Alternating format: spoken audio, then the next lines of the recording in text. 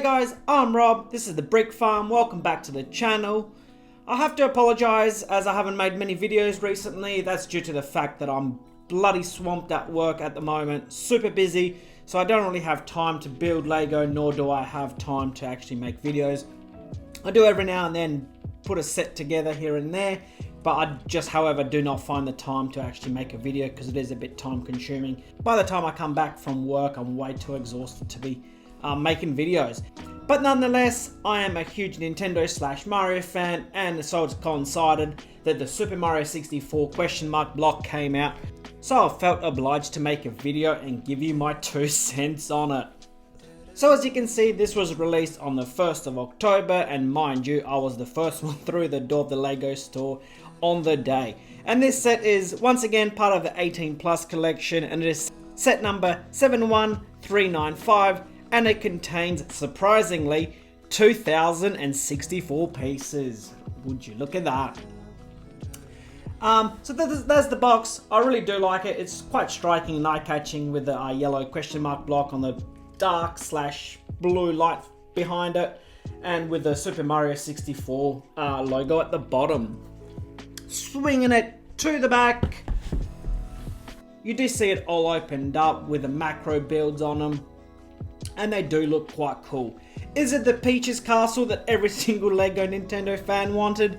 No, it is not. But however, it is a Peach's Castle nonetheless, even though Princess Peach is about half the size of the castle itself. So yeah, that's what we got instead of a Peach's Castle, but I do not rule out a UCS Peach's Castle in the near future, as we have gotten UCS style castles such as the Disney Castle, even the Frozen Castle, and we even have something similar which would be the Cantina for Star Wars. So I do not rule out the fact out that Nintendo will eventually make a big style Princess Peach's Castle. If they do not, I think that'll be a wasted opportunity and lose a ton of money, as I know a lot of Nintendo / Lego fans are chomping at the bit to actually get one. But also, on the bottom, we do get the dimensions of this set. It is 18.5 centimeters wide and 18 centimeters tall. So without further ado, let's stop flapping my gums. I'll go assemble it, and when I'm done, we'll take a closer look at it. So here's the completed set, and it took me around 4 hours to assemble, and I did it over 2 days. And I do have to, however, admit that my wife did help me out a little bit. I think she did around 2 or 3 of the final bags. So that was fun spending time together, building it together. But overall, I do like how it looks. I really do like this strikingly yellow color. It does look awesome, and it does pop on the shelf really well. And so it happens, the day I did actually complete this, my friends and cousins were over, and they were drawn towards it straight away because, like I said, that yellow does stand out amongst all my other Lego sets. And not only that, everyone seems to know that if you see a yellow ? Block, it is definitely Mario related, and they are always intrigued, as most of the people in my family have grown up playing Mario, including myself. So for me, this set is pure nostalgia, and I do love it no matter what, even though it does have its flaws and all that.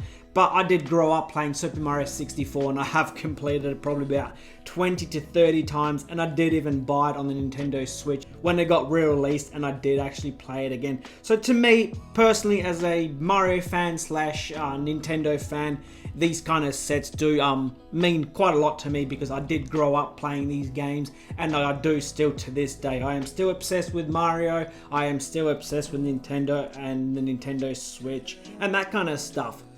So yes, there will be people saying, well, technically this ? Block doesn't even exist in Super Mario 64, but nonetheless, they did make it yellow with a question mark in white rather than the red one.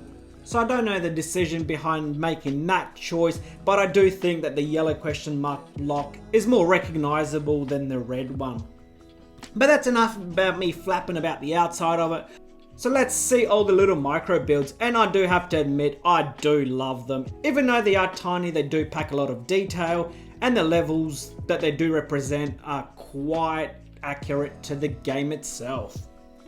And I do like how you kind of move that flap, and then you just sort of pull it up, I guess, and the whole kind of mechanism just opens up. revealing the little macro builds. And then you kind of just pull it apart and they sort of pop into their final position, and that kind of Peach's Castle area just pops up with the help of rubber bands and 4 little Technic rods. So I do like how it kind of spreads itself out without you having to individually maneuver each one of these levels. So now let's take a look at all these little micro builds, starting with the first level that you sort of encounter, which is the open area, as well as Peach's Castle. So here we have little Mario that pops up through his little pipe, which is represented here. And I do have to admit, micro scale Mario is quite adorable with his little hat and his blue pants and his little mustache. And we also do get Lakitu right here, and he's pretty much the cameraman that follows Mario around through his adventures. And then we get to Peach's Castle, and I do like it, and I think that the micro scale of it does represent it quite well, even though it is tiny. It even has a little Yoshi hiding behind it, which I thought was a cool little touch. But not only that, it does actually kind of, it's somewhat a little modular, where you kind of pop that front off, and you sort of get that foyer of the castle with the little paintings that Mario goes around jumping into that sends him to different levels. So I thought that was quite a cool touch. And there is another little one of these kind of modular parts in the other level, which I'll show you later on. So I do like this part of it. I think it's quite awesome. Even though it is tiny, it does represent that level quite well.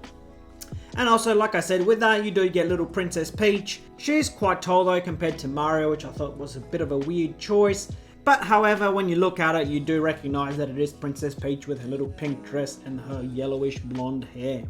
So now moving on to the first official level of the game, which happens to be Bomb-On Battlefield. As a Mario 64 fan, I spent a lot of hours in this level, and I do think it represents that level quite nicely. I do like kind of these little touches of those little stumps where Mario can do his butt stomps on, and also this little chain chomp that you see over here. I think that is quite cool as well. And then obviously as you go through the level, you have to climb that kind of mountain slash hill, where at the top you fight King Bomb-On, which is represented quite nicely as well. He does have his golden crown and his yellow boots, and you have to kind of grab him by his butt, and then you have to throw him 3 times until he explodes. So I think that representation of that level is absolutely on point. I can't flaw it whatsoever. You do even get that kind of floating island that you get in it, where Mario can get into a cannon once you open up the cannons, and you can actually go on top and get that little star up there. So I really do like that attention to detail right there. Now moving on to Cool Mountain. This probably being my least favourite level in Mario 64, as I do hate anything that has water slash ice, as it makes it quite difficult to maneuver, because obviously Mario slips and slides around. So I did find this very frustrating when I was quite young, but now, to be quite honest, going back to it, it is quite easy. But it does kind of have older representations that the level did have, such as the little snowman without his upper half, where you have to kind of deliver that snowball head for him so you can be completed, and give you his golden star. You also do get those kind of tiny little penguins where you have to return the little penguin to his mother down the bottom, and you do once again get one of those kind of little modular little hidden sections where it pulls apart, and inside you kind of get that hidden area with that ice slide where you have to race that penguin in order to get your star. So I do quite like that as well. It does, even though it is a micro scale, it does actually pack a lot of detail. So for any Mario fan, I do think we actually enjoy these kind of little things and appreciate them, how they are completed and achieved, even though they are, you know, mostly just 1 by 1 or 2 by 2 tiles and blocks and here and there. But even like that little penguin, like even though it's like 4 blocks altogether or 5 blocks, you can definitely straight away tell that it represents a penguin. So I do like that. And the final build is Lethal Lava Land, and I do like this level quite a lot too. I do like the lava levels in most of the Mario games. They're quite creative and quite genius, as you know, the platforms kind of rise and fall and you have to kind of time your moves, and you do kind of get a lot of the details from the game, such as that giant eyeball that follows you around, where you kind of have to run around it really quickly so it kind of gets dizzy and stuff. So I do like that. And obviously at the end of the level you do get that big bully kind of representation here, and the star at the back of him, so once you do get past him you can actually collect your star. So all in all, I do really like this set. It is quite clever and quite eye-catching. But however, that is not all. it does actually have a little bit of a hidden secret, as you probably can tell on that box. You do have that kind of little flap at the bottom that's kind of cracked a little bit open, so it does kind of reveal a bit of a secret. So if you do not want this secret revealed, please skip this part of the video, but however I will show it for everyone else. So in order to open that kind of flap, you got to lift this little door up, and inside you do get a hidden tiny little Bowser.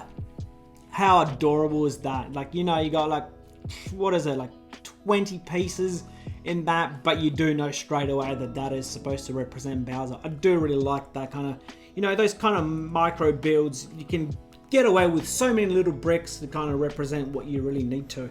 But inside, however, you do get this kind of purple little platform where if you hit it quite hard, that little trap door will open, and you can obviously drop that down. And in there we kind of have that little turntable.